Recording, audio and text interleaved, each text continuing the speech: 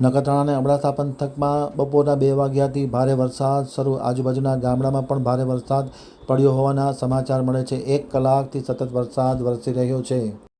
હજી નખત્રાણા આમતક ન્યૂઝ બ્યુરોમાંથી જયંત વાઘેલાનો એક વિસ્તૃત અહેવાલ. સમગ્ર કચ્છમાં ભારે વરસાદ પડશે તેવી હવામાન ખાતાની આગાહીને ધ્યાને લઈને આજે બપોરે અચાનક ભુજ અને આજુબાજુના વિસ્તારમાંથી, ત્યારબાદ નખત્રાણા અને તેની આજુબાજુના વિસ્તારમાં વાતાવરણમાં પલટો આવ્યો હતો અને ભારે વરસાદ પડ્યો હોવાના સમાચાર મળી રહ્યા છે. ખાસ કરીને નખત્રાણા, તેની આજુબાજુના ગામના વિસ્તાર ઉખેડા, જીયાપર, ગઢસીસા, ચિયાસર અને લખપત હાઈવે પરના ગામોમાં ભારે વરસાદ પડ્યો હોવાના સમાચાર મળી રહ્યા છે. વરસાદના કારણે ક્યાંક ને ક્યાંક ગ્રામ્ય વિસ્તારમાં નદી નાળામાં નવા નીરની આવક થઈ છે. 2 વાગ્યે વરસાદ શરૂ થયો હતો. અત્યારે પણ ધીમી ધારે વરસાદ ચાલુ છે.